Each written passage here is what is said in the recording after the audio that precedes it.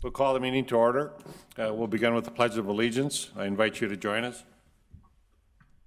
I pledge allegiance to the flag of the United States of America and to the republic for which it stands, one nation, under God, indivisible, with liberty and justice for all.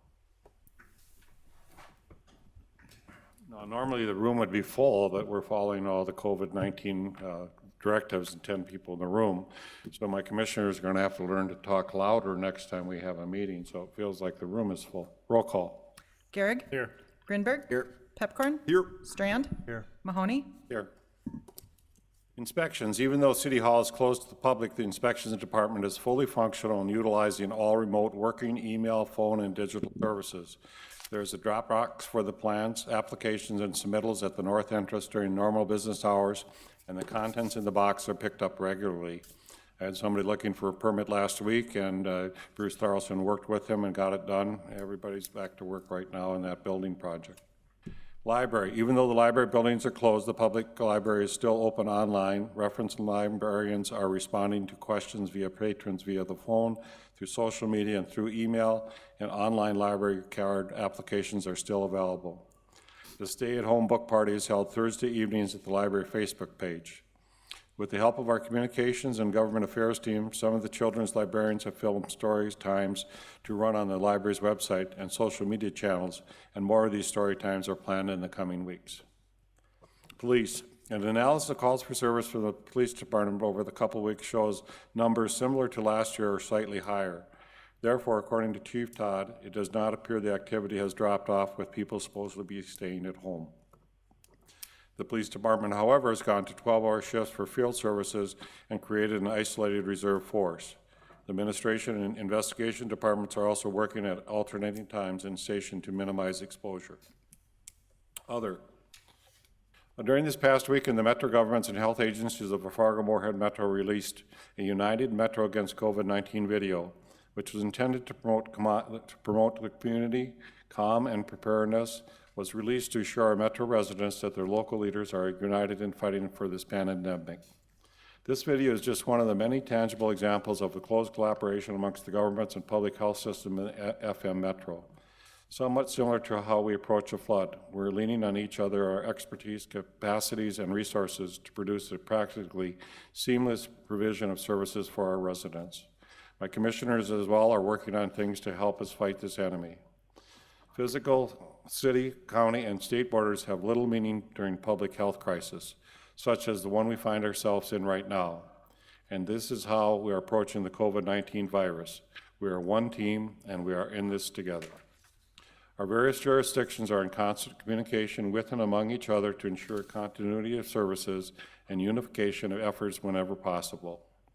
I want to offer my assurance to those listening today that the Fargo-Moorhead Metro, that your local governments and public health care teams are working around the clock to protect and serve you. Our teams have adapted to revised hours, new duties, and new roles, and this involves every day. I'm very proud of their commitment to serve. If we all work together to flatten this curve, we can hopefully enjoy a beautiful summer in the Red River Valley. We're going to show you a video we did last week.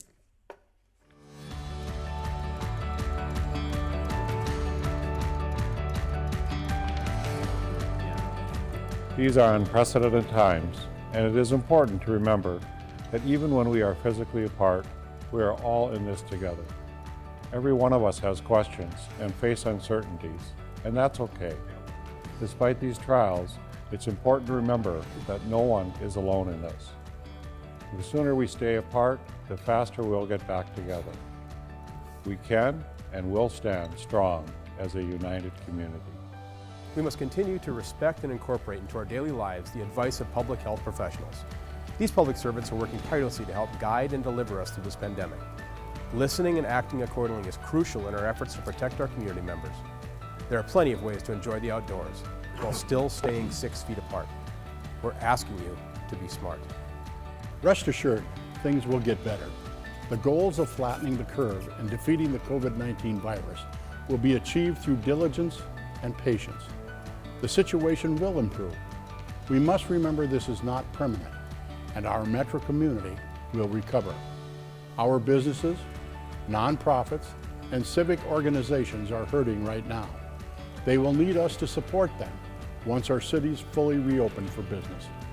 You can use this time of social distancing as an opportunity to do something you've been meaning to do for a while, an opportunity to learn something new, maybe explore your creative side, or use this time to reconnect with loved ones over the phone or through video chat. We need to find positives during this time to help us until our normal returns.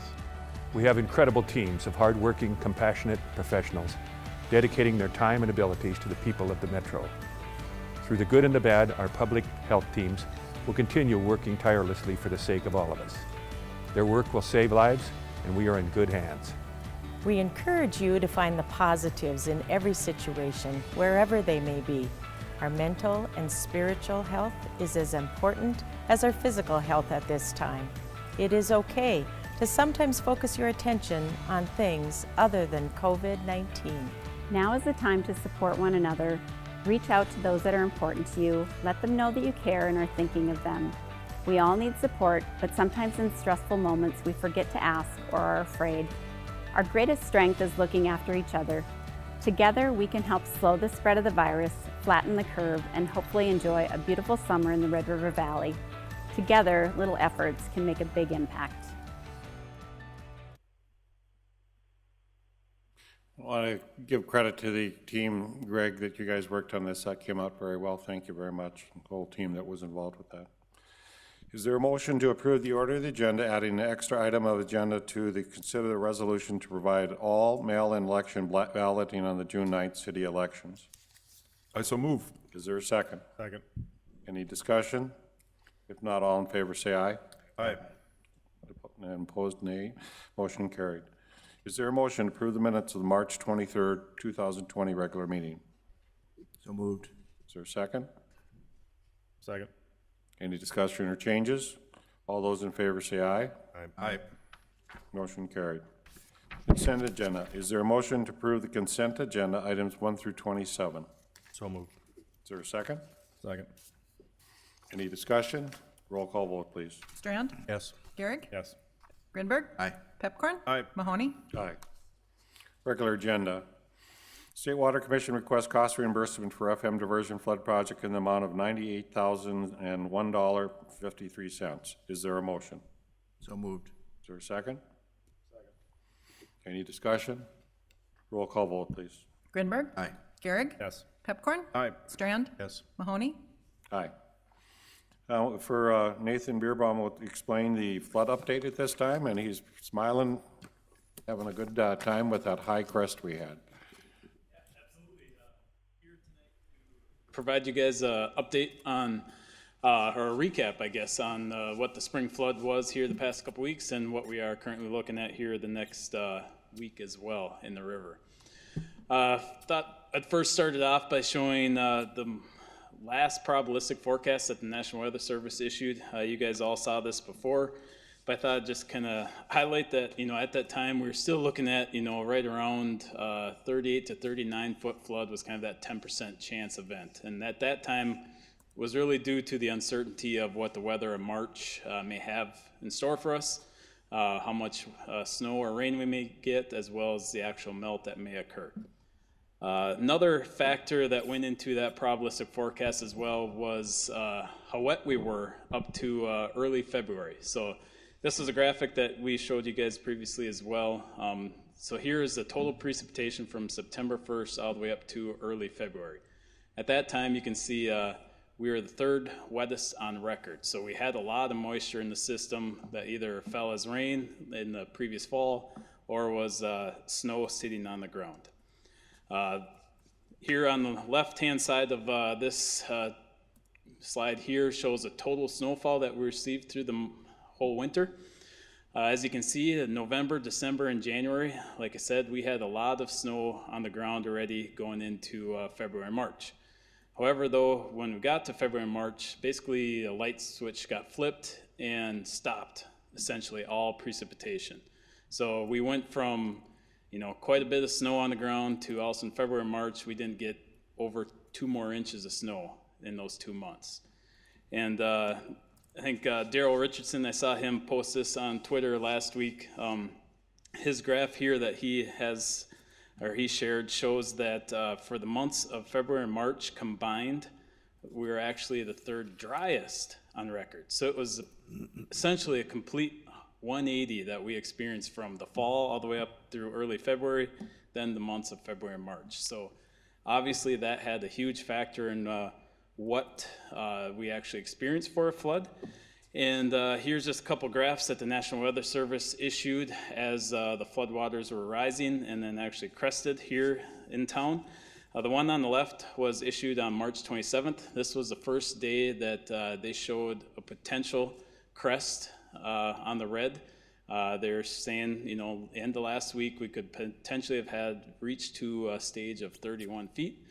At that time, they were still uncertain of how much water may actually soak into the ground. Because if you recall, last fall was very wet. We froze up with a lot of moisture into the ground. So they weren't certain whether much, if any, water would be able actually to soak into the ground. And turns out, looking at the right-hand side, that some of that water was able to soak in the ground. We crested last week at a little over 28 feet, and since then have gone down. Right now we're right around 24 feet, but with the most recent storm we had late last week, we are expecting another smaller rise on the river as we melt here these next couple days. And over towards the end of the week or over the weekend, we'll probably rebound right around that 27-foot number again, which of course means that some of the road closures that we currently have in place today will still have to remain in place. So Elm Street obviously is closed at 18 feet. That one's going to be closed for quite a while since it'll remain underwater for a long period of time. But hopefully the second crest will come up and down fairly quick to be able to allow us to open up 12th Avenue North again here and hopefully the Broadway Bridge as well. In addition to the road closures that we have experienced over the last week or so, we've also, the Public Works Department has been closing all our gates on the storm sewer lift stations. They started closing those a little over 2 weeks ago. And then as of early last week, I think actually Monday, we went into a 100% pump scenario or situation within the city. So the past little over a week now, every little bit of runoff or rain, snow melt that is happening within the city is all getting pumped out into the river. But all of those 80 lift stations that we have throughout town have been performing well. The Public Works guys have been doing a great job on making sure that they're all doing what they're supposed to be doing. So we'll continue to be 100% reliant on these storm sewer lift stations for the near future as the river goes back up and hopefully eventually back down. And with that, if you guys have any questions, sure take them. Any questions? I just have a couple. Nathan, thanks. You're doing a great job. Thank you very much. Can you talk a little bit about the sandbags? Obviously, we prepared some, and in rural Cass County and obviously the rural areas, can we disperse those, and is there a plan for that? And maybe you're not the person to talk to, but can you tell us a little bit about that? Yeah, so I know Cass County, their flood is not over yet. The Cheyenne River is projected to rise this week as well. So the northwest area of West Fargo and around the Harwood area, the same area that had a lot of extensive flooding last year, looks like they're going to have similar levels later this week. So I know Cass County's put out some notices to those folks here today, actually, notifying them that, hey, this is a procedure to go get sandbags if you need them or get them delivered. And then the ones that the city has as well, when we saw that deterministic forecast get issued last week through the state's EOC system, Leon actually posted a notice out to the entire state that the city has sandbags available for any other community that may need them. Awesome, that's great, thank you. And then I'm going to just tell a real quick story, and it's flood related. So last Tuesday, March 31st, my wife and I drove from Fargo to Detroit Lakes to check on our lake cabin. We drove north of Glendon, I think it's Highway 6, and there was, we drove past one farmstead, sandbagged and was pumping water. The very next neighbor, they had a tiled field and the pumps were running full blast, pumping water. And I was so surprised. I'm not that bright, and so I didn't realize that people were actually, rural landowners were draining their fields during a flood. And so I contacted Eric to find out, is that legal, both in Minnesota and North Dakota, to have water coming off your fields during a flood? And I think this is an issue. First of all, it's common sense. If I was their neighbor, I would not enjoy that much, and I think this is something that needs to change. And so I know this is not our lane to drive into. This is the legislature, but I would encourage both Minnesota and North Dakota. First of all, the governors should declare that immediately to stop discharging water during a flood. That's common sense, but also I think there should be legislation specifically prohibiting that. And so whatever we can do to participate, and Eric's done some homework, so I don't want to call on him now, but it's a legitimate thing. And what I find ironic is the very same people that are telling us not to build a diversion are the ones that are putting the water into the river during a flood. And so that bothers me greatly. And so I think it's a serious issue, and we will be pursuing it in the future. Thank you. Eric, do you have any comment?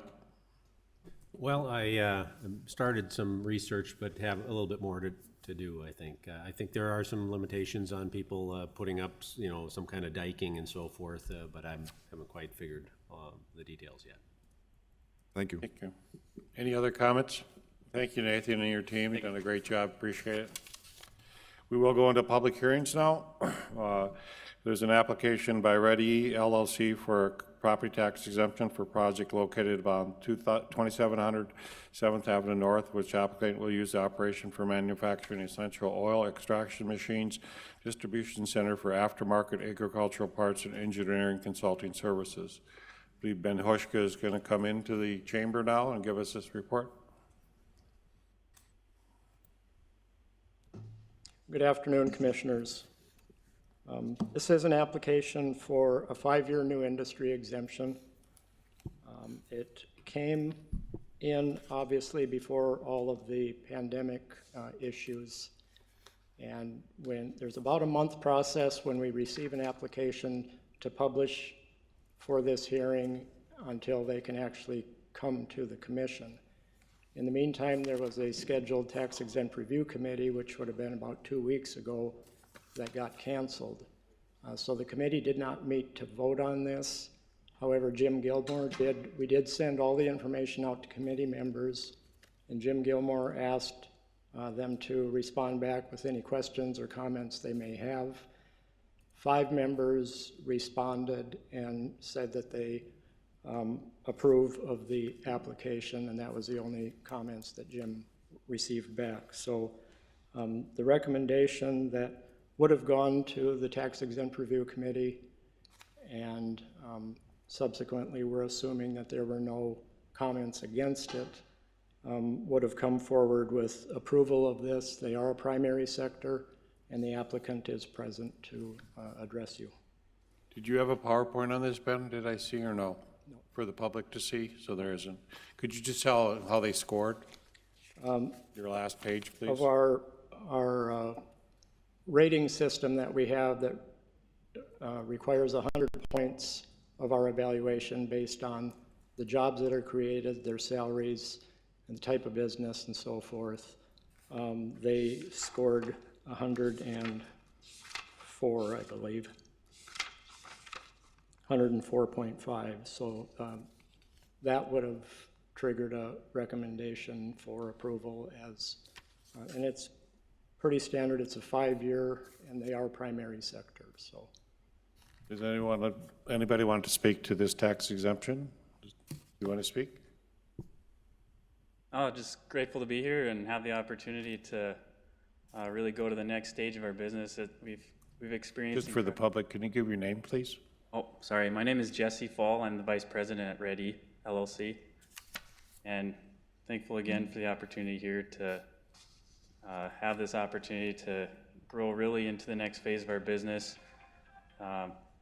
We've never owned our own building, had our own building, so this is a great opportunity to partner with Amity Technology. You guys are probably aware of the Dahl brothers and things like that, and just being connected in the agricultural sector and things like that. Great partnership there, and yeah, just being able to put that growth that we've had to good use and keep growing where we can. Commissioners, any questions? Commissioner Gary. Jesse, would you do this expansion, do this project without the incentive? I think we would, but it would, there's some other opportunities out there that, like the remodel tax incentives and stuff like that, that we're actually focusing on harder just because of that. And so these things are definitely making a big impact on our decisions as far as the extent we go and how much money we put in and stuff like that. Thanks for your honesty. So as always, the project would still go forward without the incentive. The but-for question is not there, so I'll be voting no. Mr. Chairman, I have a couple quick comments. Commissioner Pipcorn. First of all, this is a West Fargo business coming to Fargo, so that's great for the city of Fargo. It would create, it would go from 11 employees to 20 employees over the next 5 years. The 6 jobs would pay over $15 an hour, and 3 of those over $28 an hour. So it's obviously a great addition. The other thing is we're in competition with thousands of other entities around the country. And so if we don't want to compete because of philosophy, that's great. But all these businesses have multiple opportunities to go all around the country. And we're in competition every day. So to think, oh, we don't have to do this and they're just going to come here, no, they're not. And we won't grow. And if that's what you want to have happen, then that's what will happen. But to say we don't have to do this, it's not necessary. It's like, yes, it is. We're in competition all day, every day. So thank you. Any other discussion? Commissioner Gary? And as always, I don't blame you for asking for the incentive or offering it. You're capitalizing on that, and I understand and respect that. The but-for question you just answered. You said you would come here and do this without the incentive, so clearly that's not true. Ben, is there a state income tax component to this with this incentive? There can be. It's a separate application. So possibly we're spending tax dollars to take, state tax dollars to take a business from one community to another. I'm sure the state would be interested in that as well. So again, we're using incentives from the state and from the schools and the park board, the airport, vector control, and of course the city. And we're gonna apply that to this incentive without them saying yes or no. I think the taxpayers deserve better, and this growth happens because we're the best community for them to grow, not because of an incentive. Mr. Chairman, that's just laughable to think that people are going to come here because we're just great. And we have Just said he would. Yeah, no, they wouldn't, Tony. And I don't, can I ask you a question? Do you have other cities that you would look at going to? So maybe I should clarify that just based on our background and our history. This opportunity just came up through our connections with Amity Technology. I guarantee if there is a better opportunity to go somewhere else that had better tax incentives, lower costs, we would do it in a heartbeat. We're right now renting in a building in West Fargo, and we're so constrained in that space because it's owned by another individual. It's their business. They have a second business in there. We're tripping over each other just to try to do this. So I'm grateful that the opportunity came about where, hey, here's a building that the previous owner passed away. I think this could work for all of us.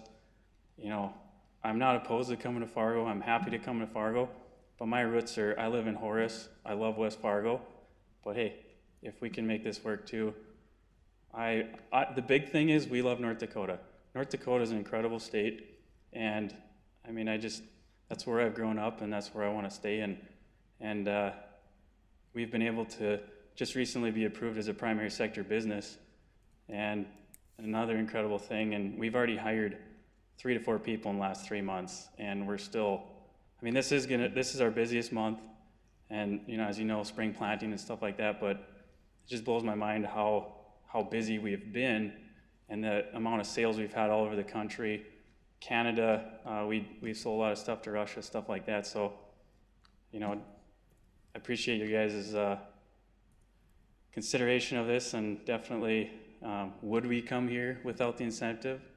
I mean, maybe, but that's not the only reason why we're coming here either. So we do, as a small business owner, I very much appreciate opportunities like this so that we can, invest in the community and also have incentives to come here. Just because we have a public ability for public to speak, is there anybody else in the public that wishes to speak to this issue? Thank you very much for your testimony. Did you want to speak? Yeah, can I make a few comments?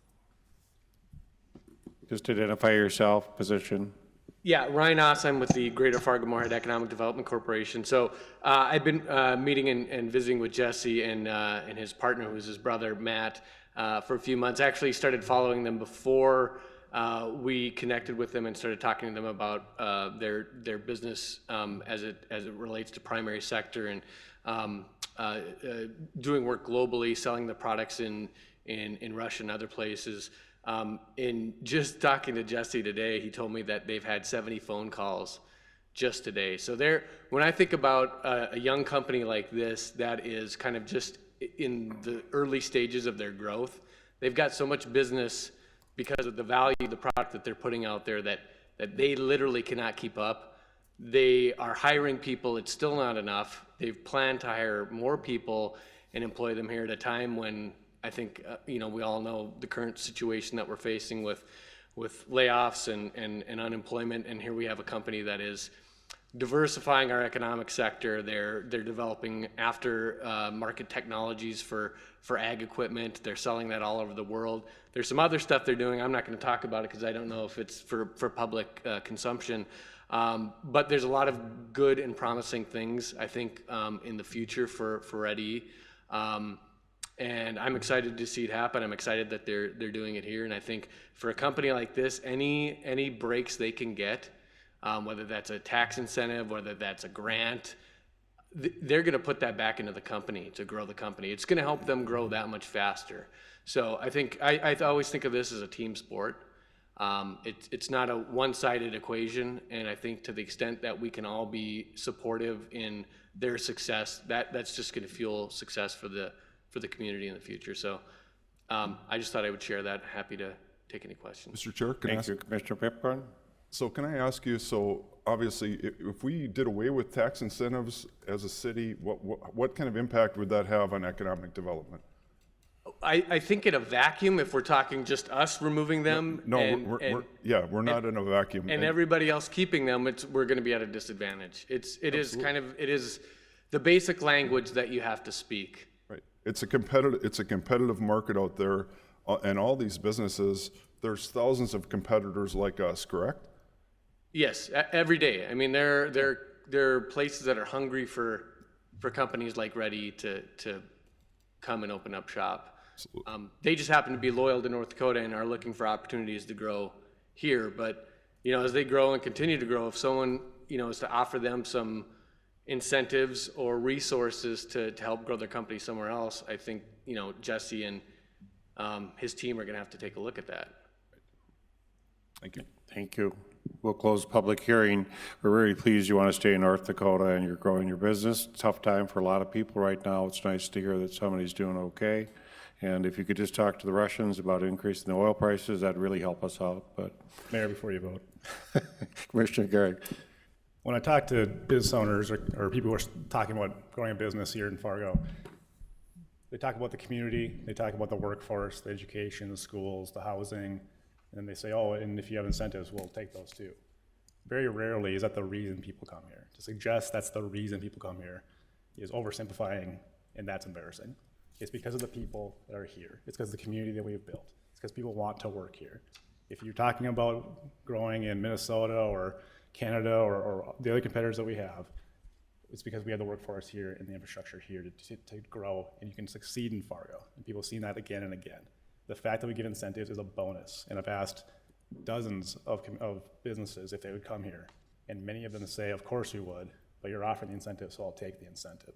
That's the clear truth. There's a track record. I've asked this question with this commission a number of times. That's the answer. It happens again and again. From FedEx to Aldevron, to this company to that company. Every single time, if they're honest, they'll say they'll come here anyway, you're offering it, so I'll take it. And as always, I don't blame the company, I blame us for giving it away.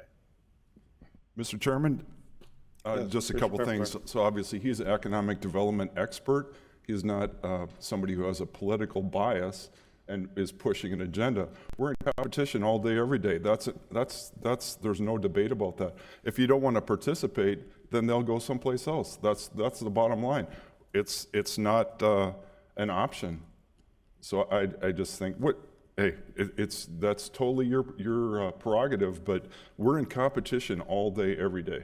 And that's the bottom line. You can ask the people that try to get businesses to come here. They have thousands of options, and we're just one of them, and so we have to sell ourselves. They don't just come here because of our beautiful beaches and our palm trees and our lovely smiles. Thank you. Mr. Strand. Thank you, Mayor. I have a question and then another follow-up.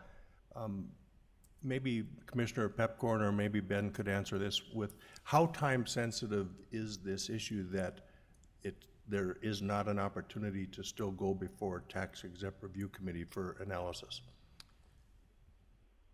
Well, I think that would be up to the applicant. I know there was some communication going back and forth that the lease they signed for this building had a contingency on receiving the incentive. I don't know if that is still. John, in reality, basically, Dave had the incentive committee look at it, and if you score over 100, they typically would vote yes.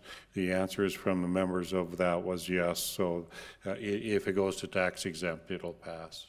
So then on that, continuing further than my question, I remember when FedEx was being discussed and Commissioner Grinberg enlightened us about the sentiment in Bismarck about these incentives, that they're not intended to, and I'm just inquiring, that they're not intended to help people compete with one city to the next.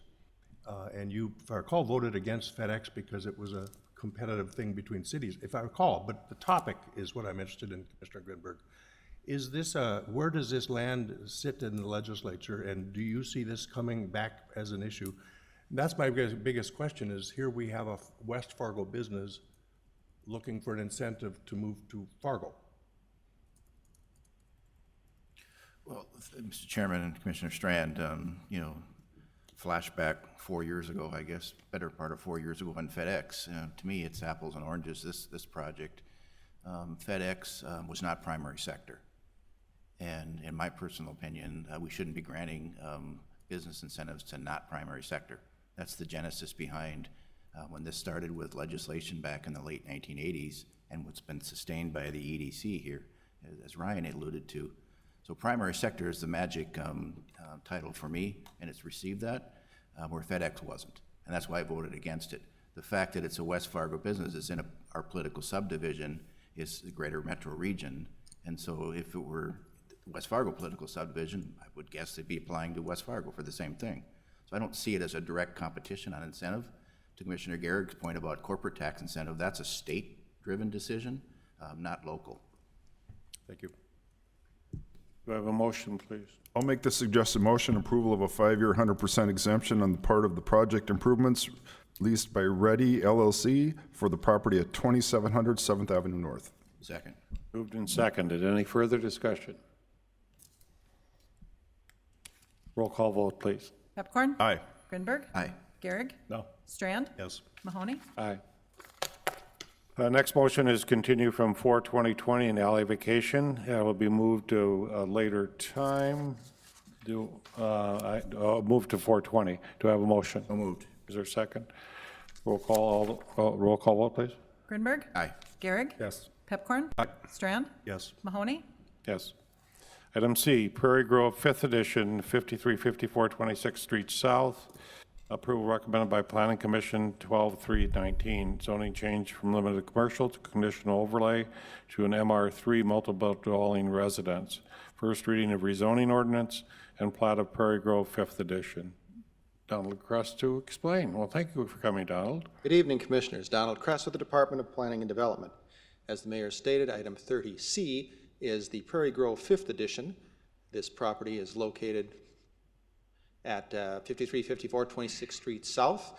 So here's 52nd Avenue. Here's the church there on the corner of 52nd and 25th.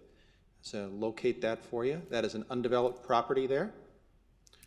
We see, back when it was a little snowier, just here's some shots of the property here from 52nd Avenue, from the adjacent Prairie Grove to the west.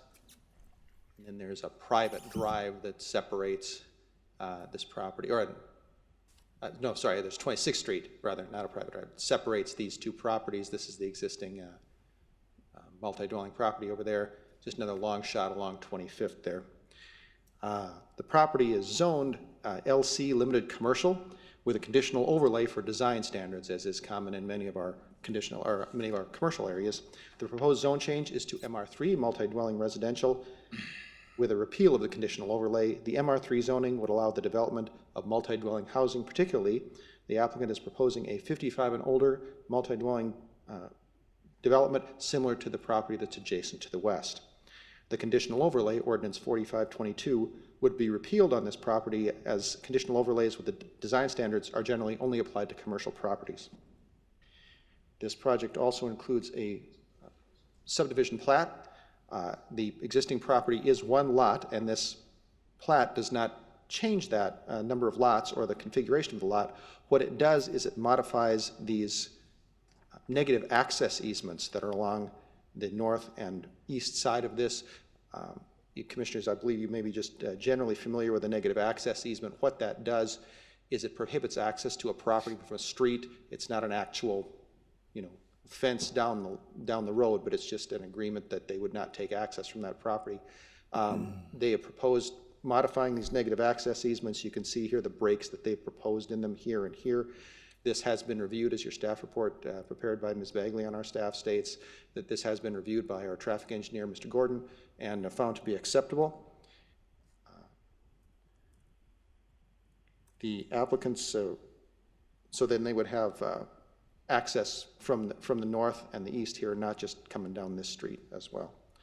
The applicant's representative, the project representative, Mr. Michael Casper, is with us tonight, may wish to address the commission. The Planning Commission's recommendation is stated in your staff report and shown on the screen. That concludes staff's presentation. Thank you, commissioners. Is there anybody who wishes to speak? Michael, you want to speak? Only if you have questions. Okay, does anybody have any questions on the commission? Sounds like a good project, 55 and older. Yes. Is it going to have like a weight room and all those different things, you guys? We qualify. We qualify. Lots of great facilities. Lots of facilities, fitness facility, community rooms, game rooms. Thank you. Is there anybody else who wishes to speak to this application? If not, I'll close the public hearing. Can I have a motion? I'd make the suggested motion. Is there a second? Second. Moved and seconded. Any other discussion? Roll call vote, please. Grinberg? Aye. Pepcorn? Aye. Gehrig? Yes. Strand? Yes. Mahoney? Aye. Thank you, commissioners. Thank you very much for coming for us. Yes. Next item is actions, the Community Development Block Grant Home Investment Partnership Programs. Nicole Crutchfield to explain. Thank you for coming in.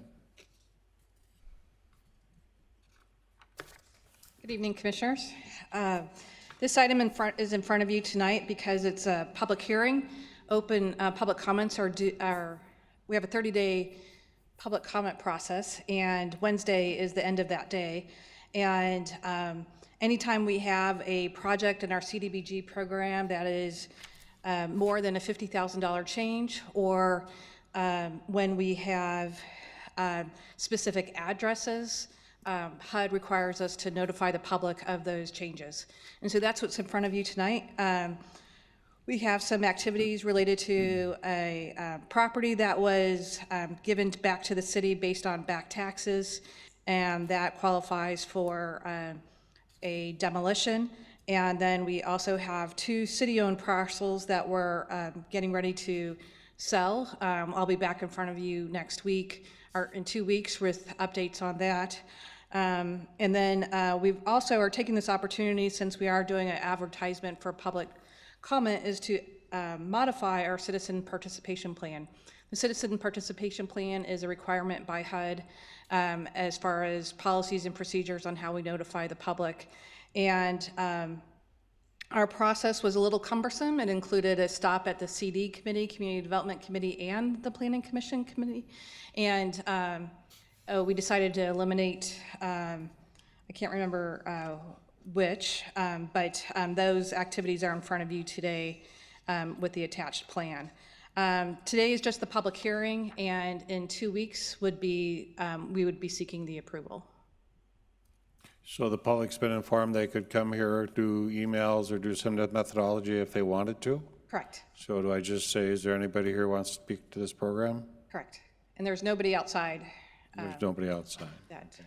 So for the public, if there's anybody here that's watching this on TV, if you want to reach out to us via email or call the office, we'll be happy to take notes of concern. There's no motion that comes out of this. Commissioner Grinberg, you want to speak to it at all? Not at this time. Okay. Good job, Nicole. Are we all good? Thank you for coming in. It's a really agreeable commission tonight. I don't know why that is. No. Next item would be the applications for property tax exemptions. We have 3 applicants. Do I have a motion? I so move. Is there a second? Second. Moved and seconded. Any discussion? Roll call vote, please. Pepcorn? Aye. Grinberg? Aye. Garrick? Strand? Yes. Mahoney? Aye. You have my appointment for the Airport Authority. You have my recommendation. Is there a motion? Move for approval. Is there a second? Second. Moved and seconded. Any discussion? Roll call vote, please. Grinberg? Aye. Strand? Yes. Garrick? Yes. Pepcorn? Aye. Mahoney? Aye. COVID-19 update. We have Desi Fleming. I think she's coming in, or she's coming in. Good.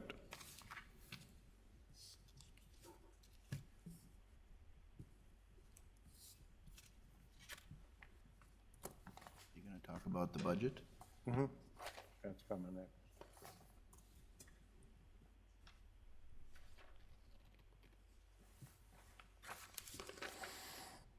Do I hit the green? Oh, there I'm on. So, good evening. I'm sorry, you kind of got me off guard there. Have but you kind of had enough meetings today? I've had a lot of meetings today, so I don't really have any specific things for you other than to just give you a little update on our numbers. We had 11 more cases yesterday, which gives a total in Cass at 65. That is the highest county in the state. I believe they announced another death today, so I think we're up to 4 deaths in the state. That was in Emmons County, wasn't in Cass, but and the governor did a couple new executive orders today. So one being for anybody who tests positive for COVID and any household contacts, that they have a mandatory quarantine for 14 days. So that was one of them. And then to suspend all visitation at long-term care, basic care, assisted living, except for under like extreme circumstances for end of life and that type of thing. So Was that voluntary up to that point? Because I know all our long-term carers in town have done that. Is that, so you just saying? yeah, I think they were restricting, but I think there was never an order to do such. I think they were doing that, you know, as a recommendation, but they just put it a little bit stronger at this time. So just something new that we have put out today. We are starting to, just as an extra measure, to recommend the cloth face masks for those non-healthcare people who would be out, like say in a grocery store or a pharmacy where they can't do that social physical distancing as well. Just a note of this is beneficial for someone who may be asymptomatic or maybe pre-symptomatic or having really mild symptoms, that it would help control that droplet spread. It's not really meant as a big prevention thing for those that are well. So that's just a clarification. Other than that, we remain really busy with contact tracing. We have about 26 staff now that are trained up and work basically from morning till 9 o'clock at night. They kind of split it in shifts and work on the weekends, and it's a pretty involved process as far as, you know, the initial interviews take about an hour to do all the contact tracing and find out demographics and where they've been and that type of thing, and then it's following those people and all of the contacts for that 14-day period. So, and just trying to do a lot of messaging, trying to do a lot of media and identifying misinformation. Any questions, Desi? Mr. Strand? Thank you, Mayor. Desi, I'm not budgetary focus here for the moment, but people focus. How are you all holding up, and how are you holding up, and how is your staff?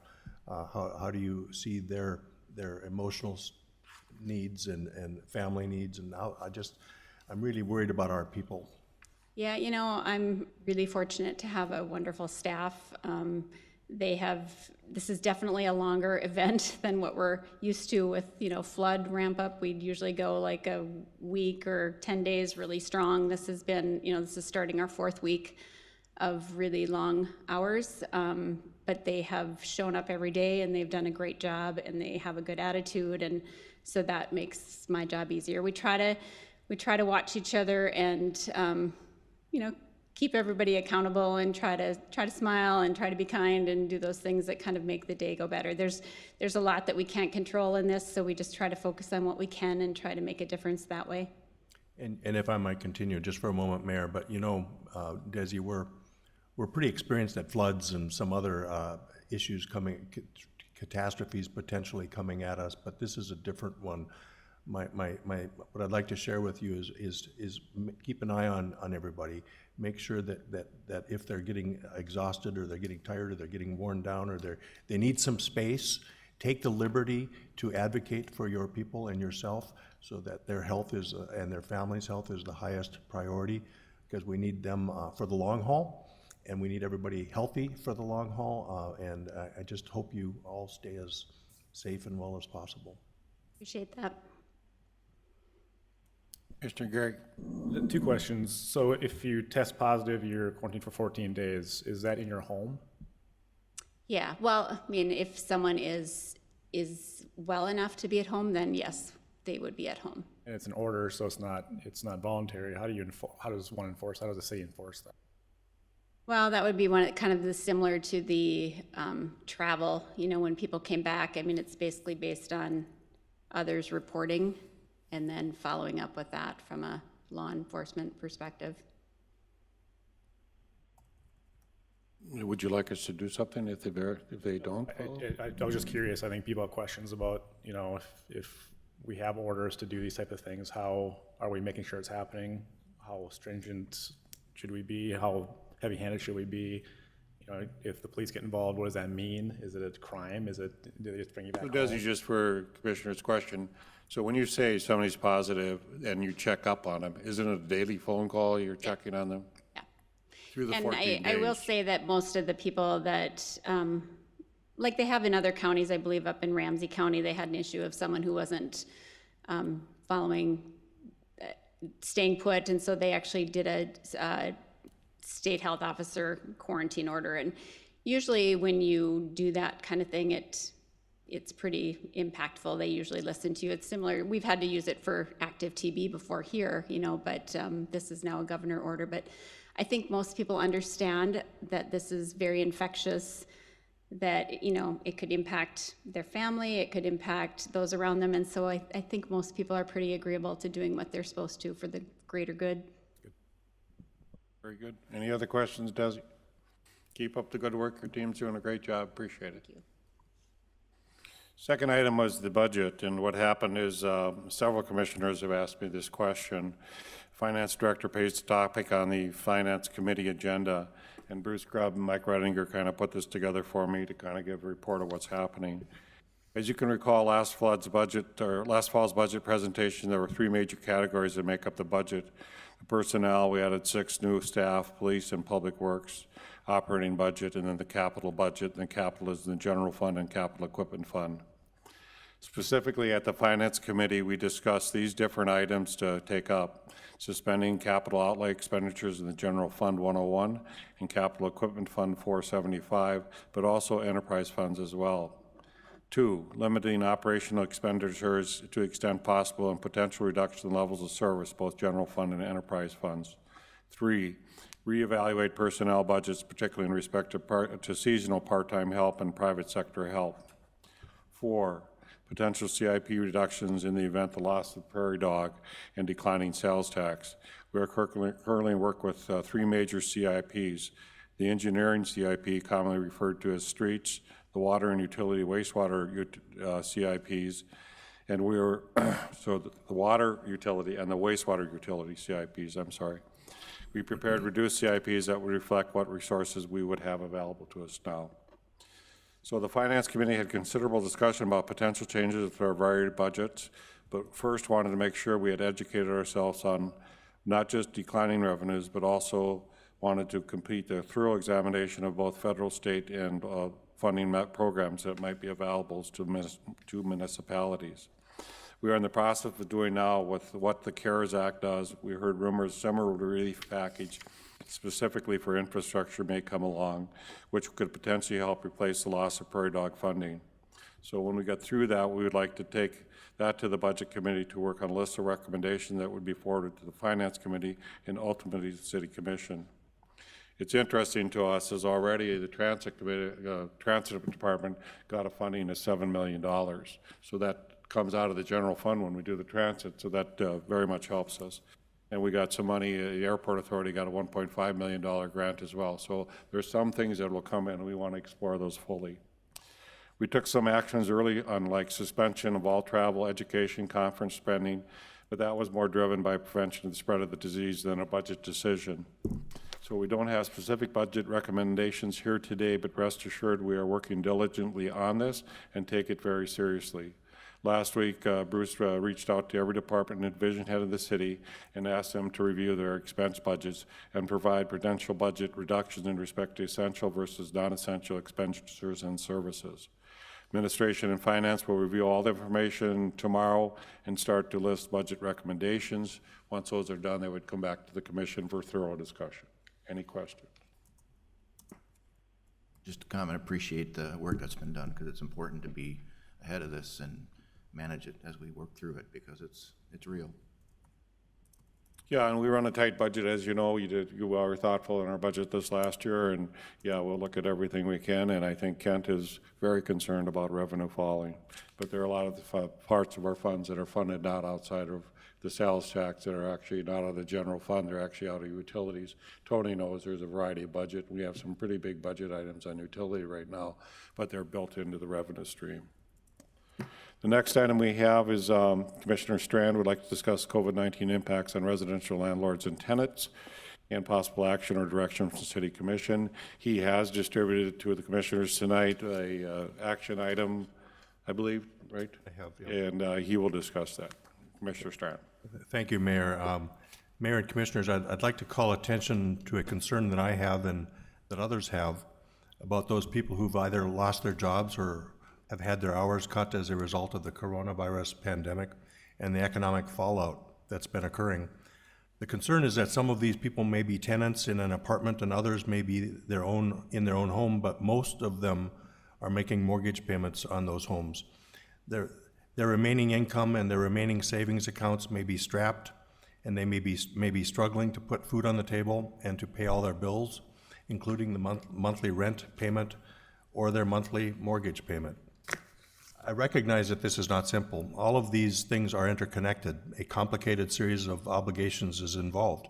Landlords need to eat too, and they have other bills to pay. Landlords and their employees also have bills to pay. They likely have their own mortgage payment to their own bank. Landlords have their own employees' wages and benefits to pay. The same with mortgage lenders, banks, who depend on people making their monthly mortgage payments in order to pay their bills. The North Dakota Supreme Court has temporarily suspended residential evictions statewide, meaning that Fargo residents unable to pay their rent by the due date will not be evicted by the Cass County District Court, except in certain circumstances, but the court's order does not alter those obligations to pay rent, but is intended to provide some time for people negatively impacted by COVID-19 to seek the support they may need.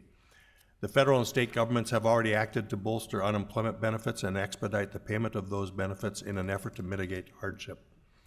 Having said that, we know that nearly 60% of our citizens are living in apartments, and so the landlords are our front line for housing for our workforce, students, and thousands upon thousands of people.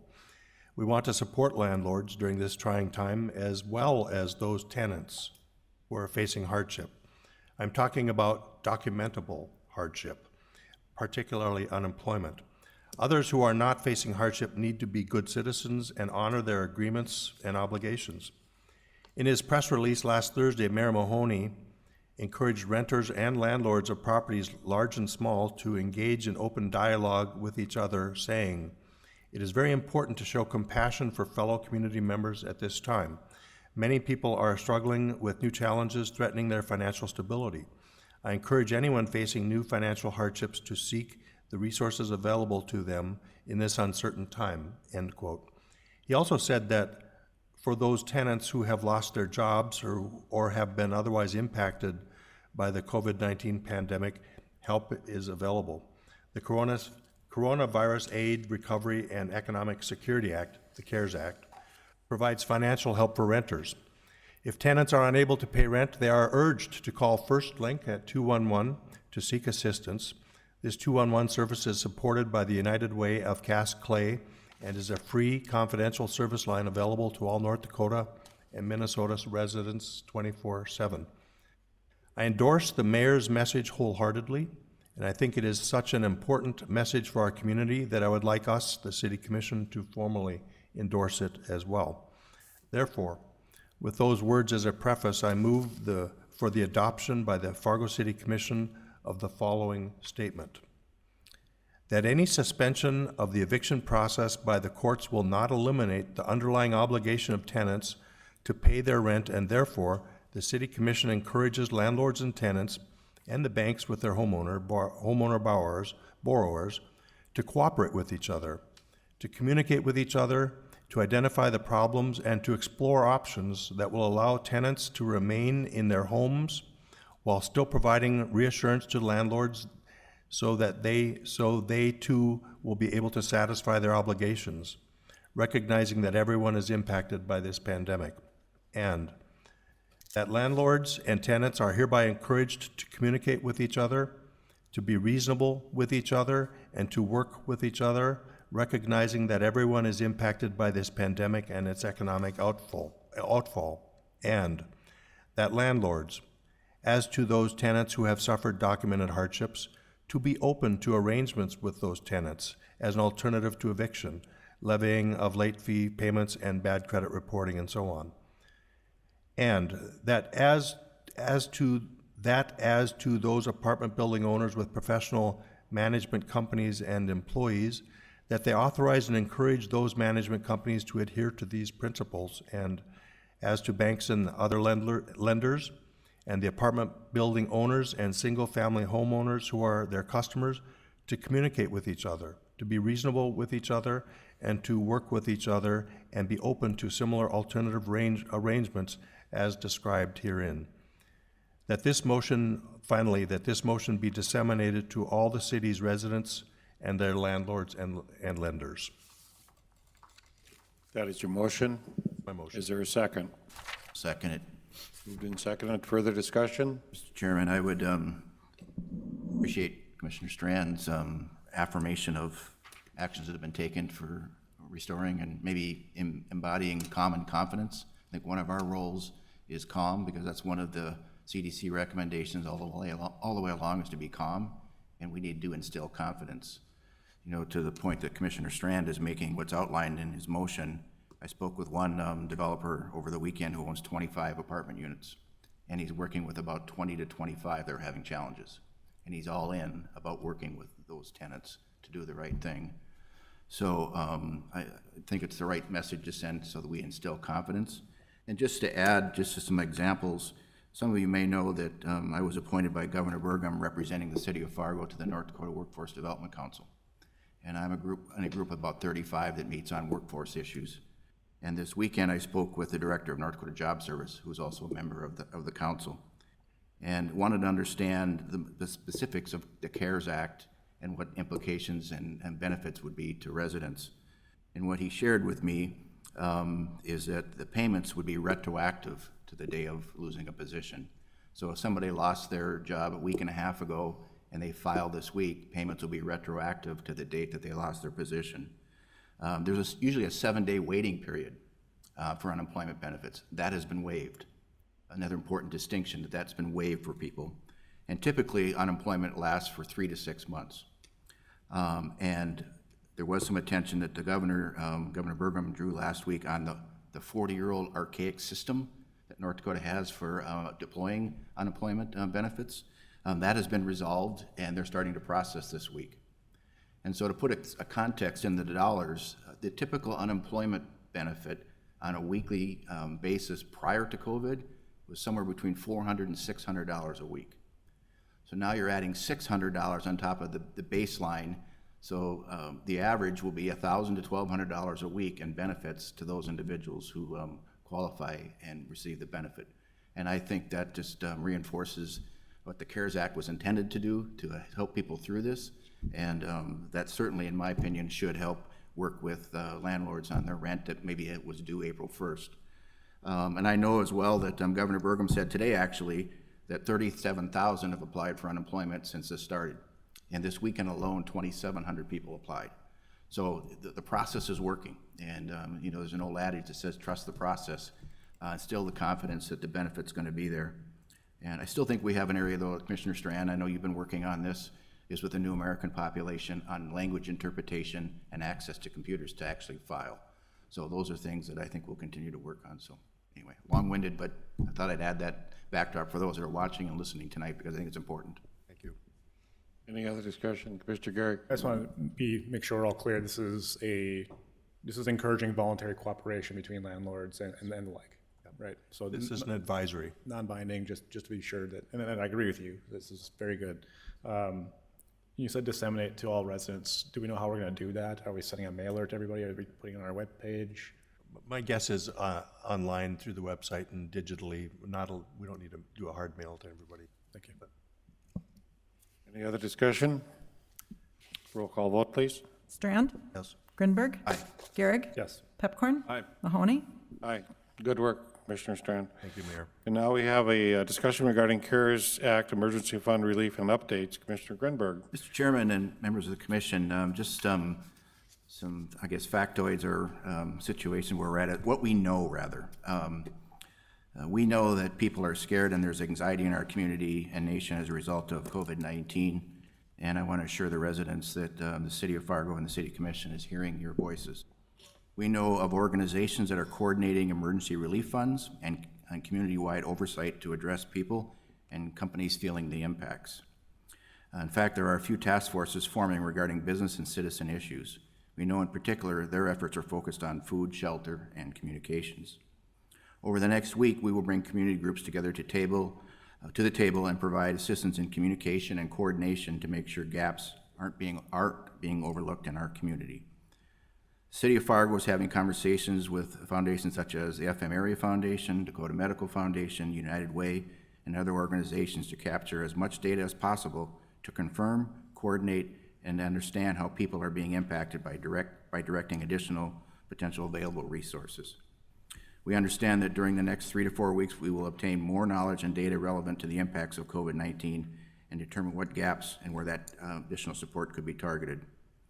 As mentioned earlier with Commissioner Strand's motion, we know that federal and state programs are forthcoming, and in particular, the impact, the benefit that the CARES Act will provide. One example is the Community Development Block Grant Program will net an increase of about $460,000 that we'll have the option to direct when that time is determined.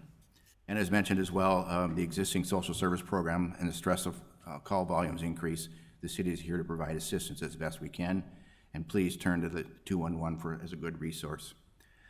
This morning, Nicole Crutchfield and I visited a little bit about the ecosystem around the nonprofits and the effort to put a united front together. And Nicole's going to come up and share a couple diagrams to kind of show who's doing what from a standpoint of a high level and how we'll move forward with, I know the discussions of forming a task force and moving this forward. Nicole?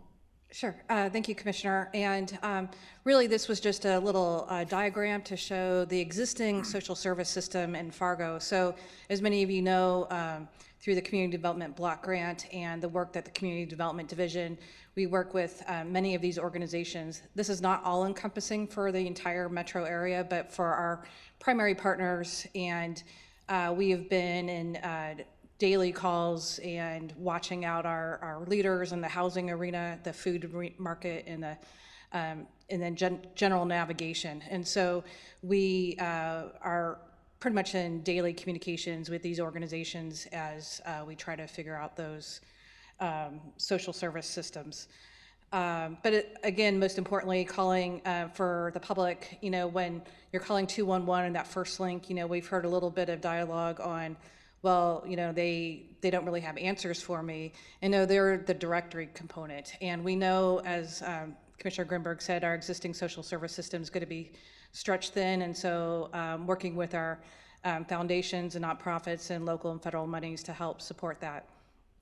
This additional work, you know, I've been on quite a few calls. I know all of you have as well over the last week. And it seems like we have kind of 3 buckets so far of needs in our community, whether it's, sources for financial support, knowledge related to technology, language, access to that knowledge, and then financial, whether it's the emergency relief or, long-term. We know there's going to be impacts for many months to come beyond just the immediate relief. So I prepared these diagrams just to help us start to bucket, if you will, these conversations. We know there's many people doing many things, and so trying to find some order for my staff as well on some of these communications.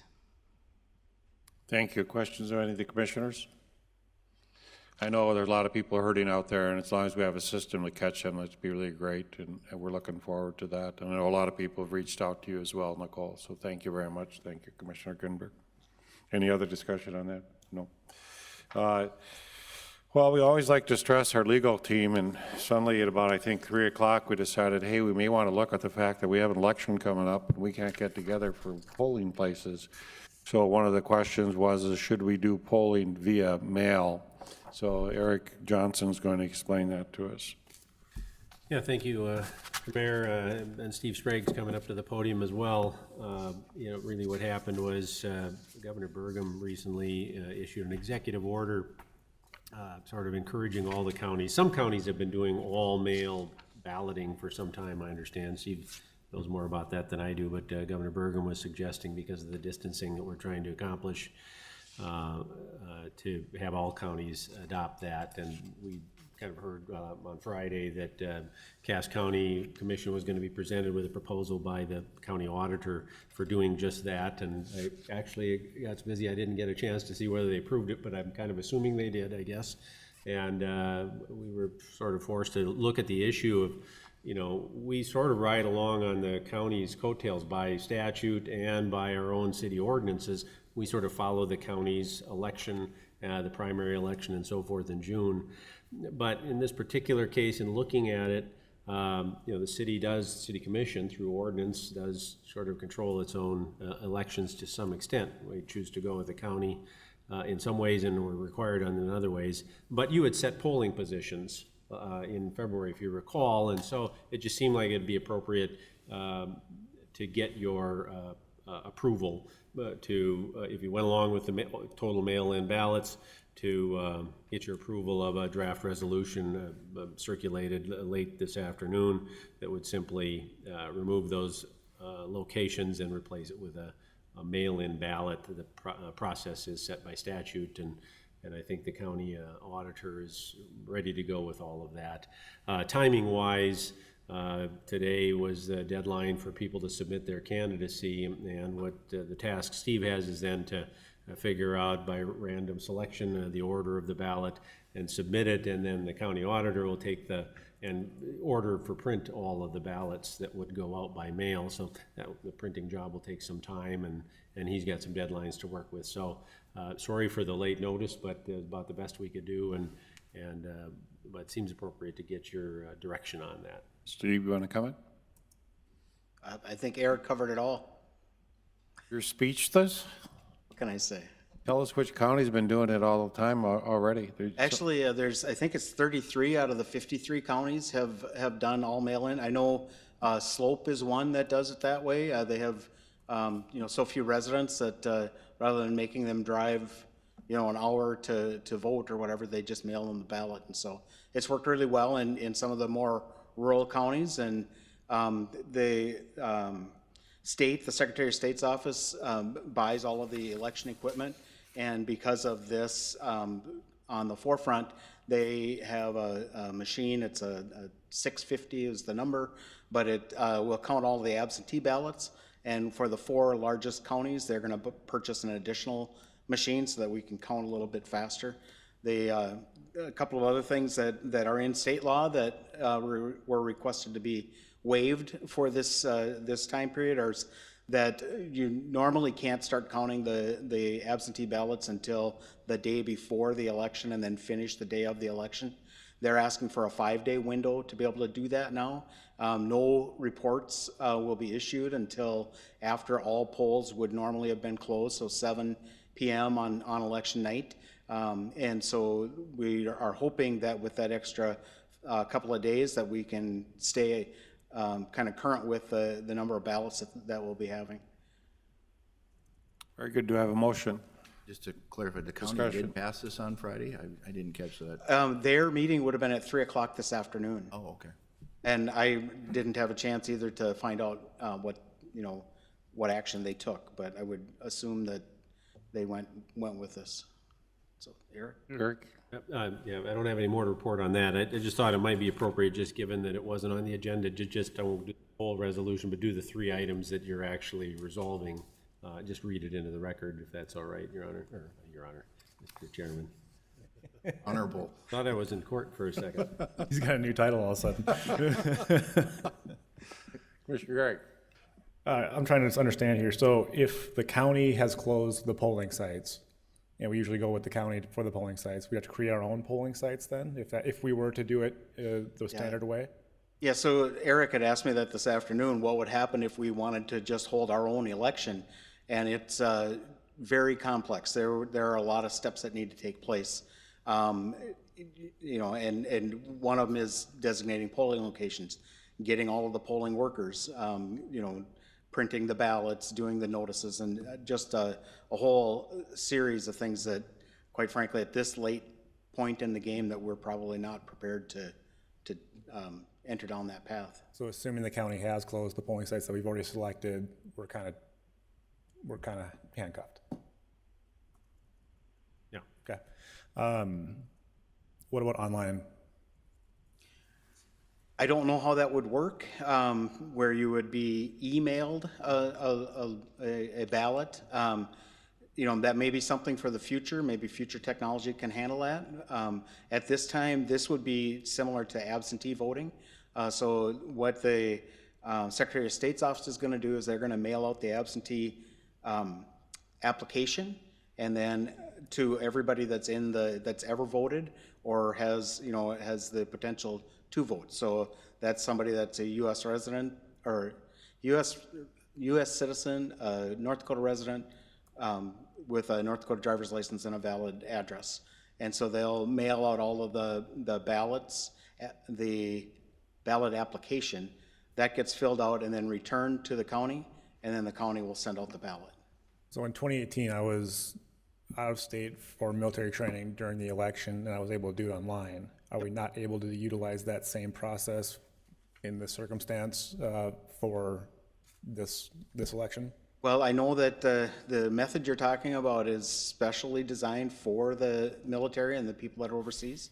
I don't know if they could expand that. I guess I could reach out to Mr. Montplaisir and see if that would be an option. But I think in this day and age, you'd get a better participation, especially from the younger folks, if they were able to log in and prove they were who they were and do that.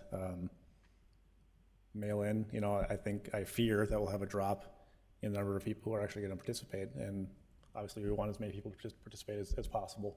I think that's the goal here. Just for the commission's knowledge, the county did vote yes on this item, so they're mailing in an election. Commissioner Pepcorn? Can I make a couple comments? First of all, I think another option, first of all, I don't really feel comfortable when this is just added at the end. It's not even on the agenda. I don't think that's good, because this is a very serious thing. The second thing is, I think we should consider pushing it back 2 months, because that's basically what's going to happen. And I think if we had the vote right now, there isn't any campaigning. There aren't going to be any debates. All the things that go along, it isn't just the vote, it's all the things that go along with an election that would not be happening. And so I think we need to consider this before we vote on this. It's a very serious thing. And I think to rush this all and say we got to hurry up, that's never the best Secretary of State has addressed this, and he's not moving it back. He was asked to move it back.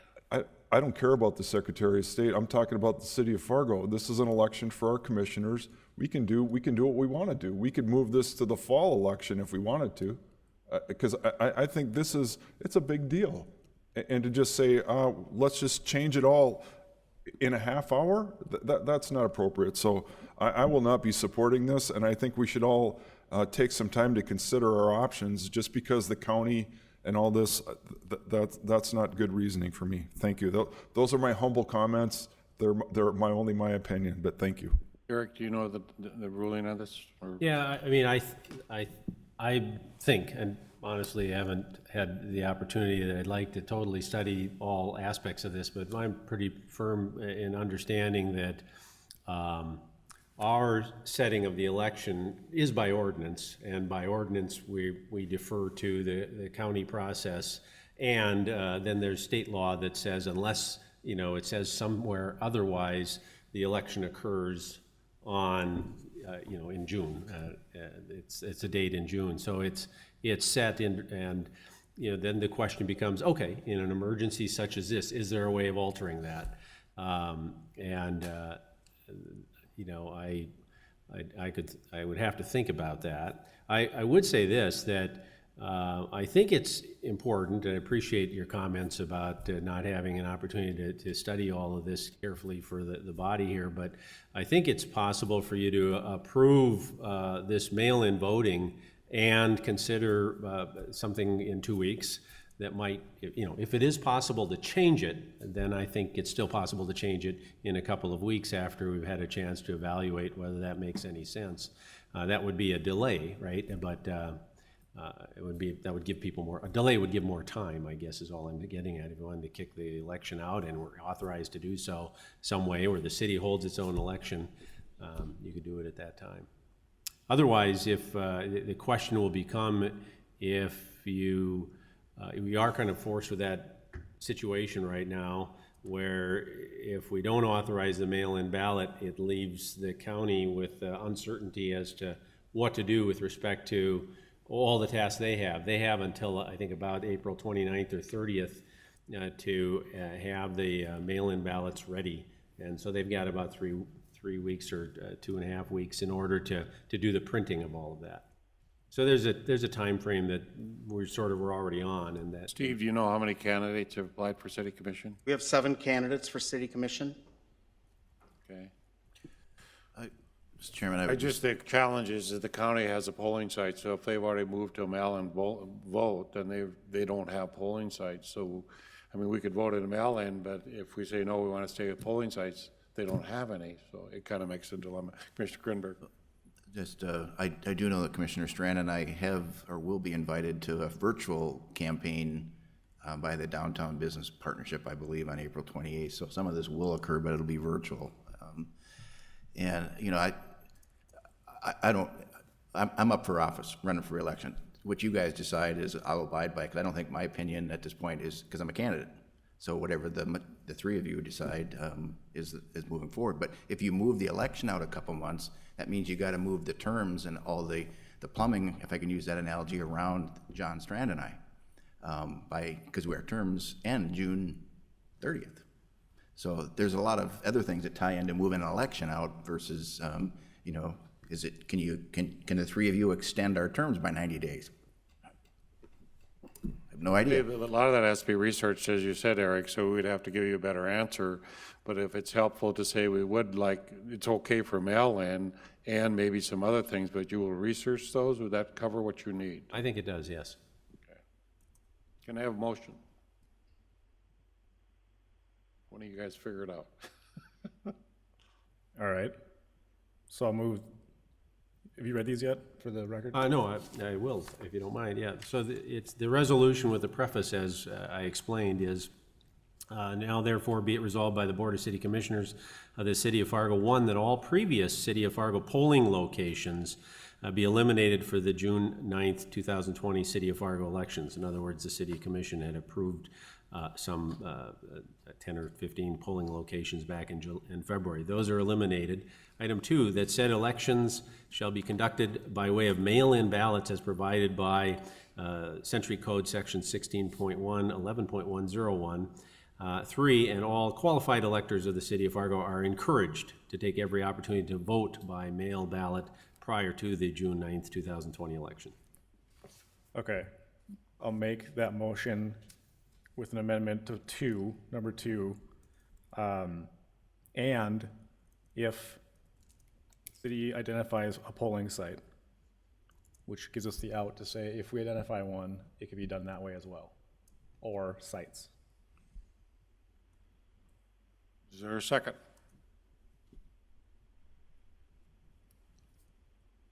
John, do you understand it or don't understand it, or what's your reluctance? I have a question. Isn't the reason they're not having polling sites because of a health risk potentially?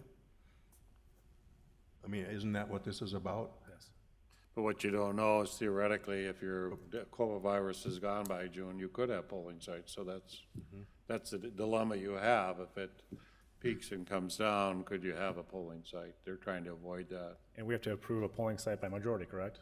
Yeah. If we were to have a polling site, you'd have to say in that as well, or sites.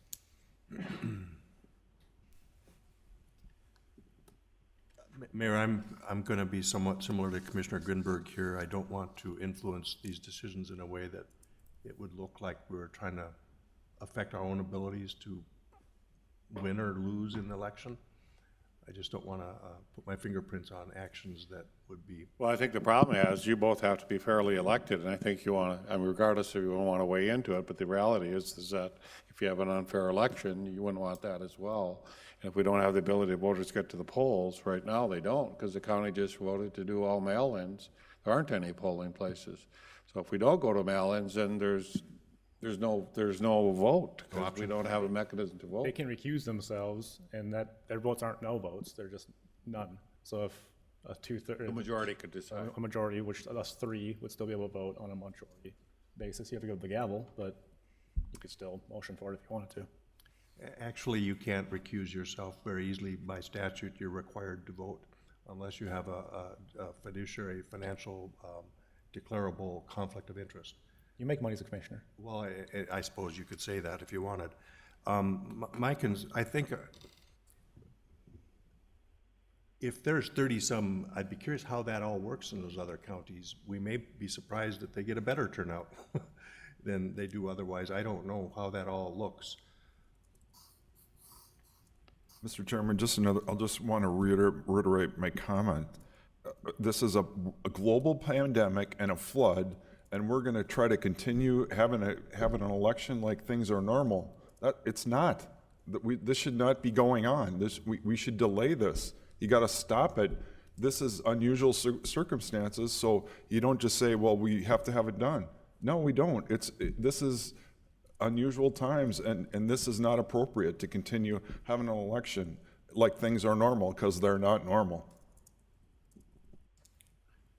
Strand. And I've sat on the school board where they have separate elections too, when they're not combined with other consolidated elections, and it definitely affects the turnout.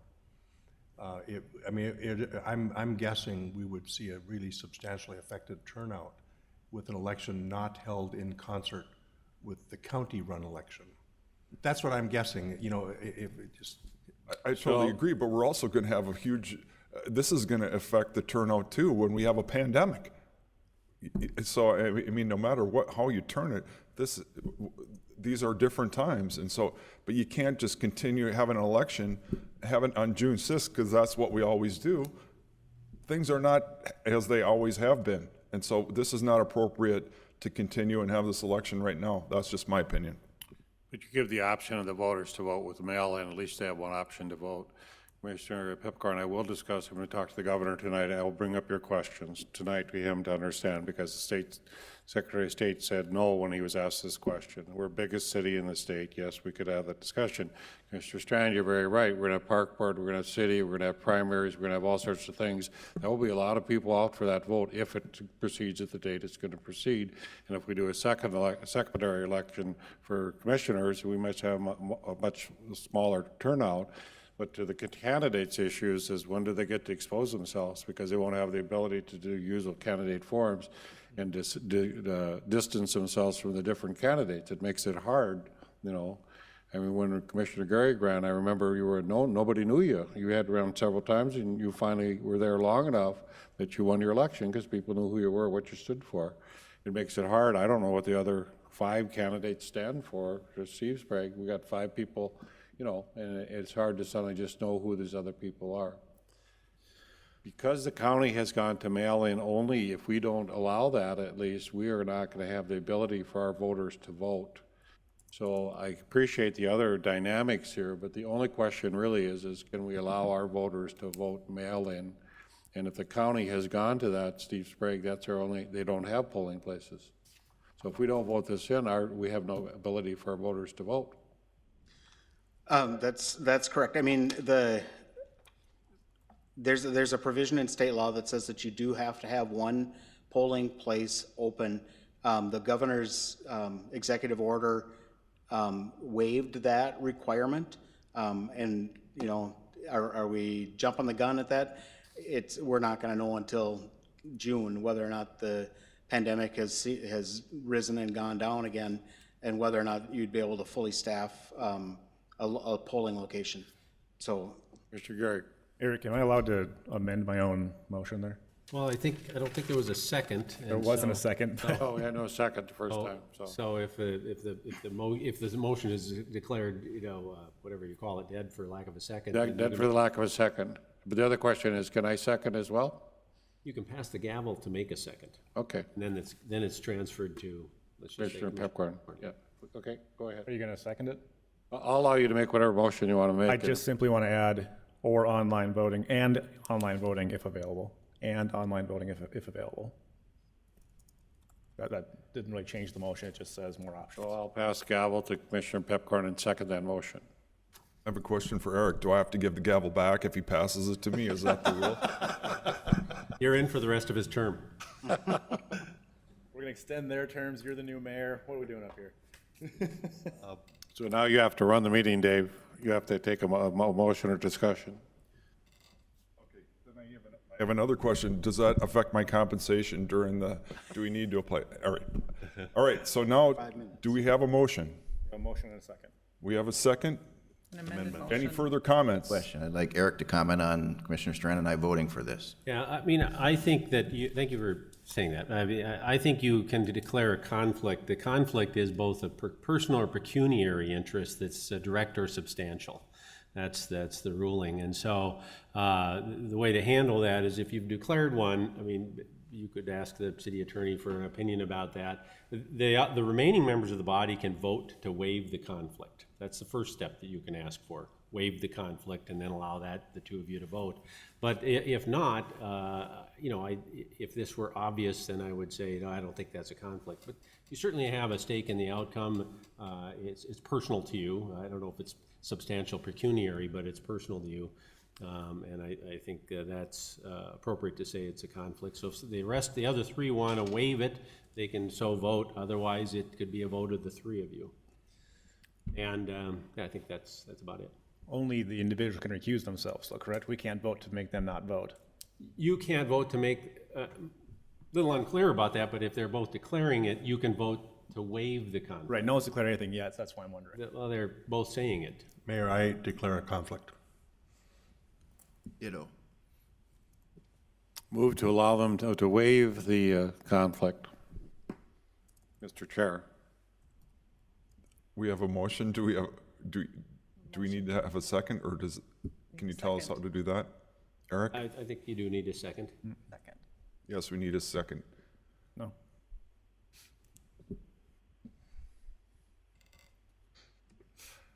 Motion dies for lack of a second. So now can I pass the gavel back to the mayor? No, we need a second. We have a second on the original, the main motion. Right, but we don't have a second on the waive the conflict. Yeah, so the conflict isn't waived. They have a conflict, and it's the three of you that would be voting on. Roll call Commissioner vote. Still the majority, correct? Got it. Yeah, still a So majority. We're going to call the roll for three. Diana, call the roll, please. Gehrig. Yes. Mahoney. Yes. Pepcorn. No. Motion carries 2-1. There we go. That is the last item on our agenda. Mr. Mayor, do we have a motion? Mr. Chairman, I have one other item we need to discuss. Is somebody turned 65 today, and he's one of our commissioners, John Strand. So welcome to Social Security, Medicare, and all those wonderful Thank you, Mayor. payouts you can get now. I did apply for Medicare, but I haven't gotten my card yet, so I better stay healthy. While I have the microphone, I'd like to say one more thing, and I should have earlier, but Mayor Mahoney, you're doing a really great job representing our city right now and being the point person for the public's attention. And I know all of us have been approached and involved in many aspects of this crisis, but my sense is it's really reassuring to have a consistent leader that's there and present, and that's our designated leader. So you're doing an exemplary job, and I'm guessing all of us quite a bit are deferring to the mayor to speak on behalf of the city, and I want to thank you for doing that on behalf of us and the people. Thank you, John, and I want to say all my commissioners have been really great in this crisis. I think you all have checked in with me, talked to me, told me your opinions, and Bessie, I know you're all concerned about the public, every one of you, and some of us have kids at home, some of the kids have other challenges that we all have, but I hope to God none of us get it, and I hope we can march forward and get through this economic issue as well. Thank you.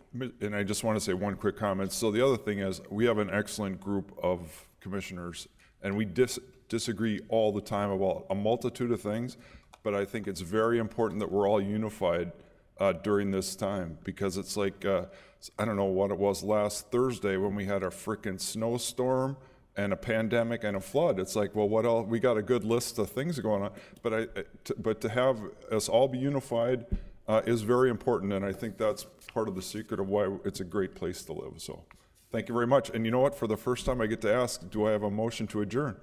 Second. Bob, I move motion. Mr. Mayor, would you like to make the motion to adjourn? Move to adjourn. Second. Motion and a second. All those in favor say aye. Aye. We are adjourned.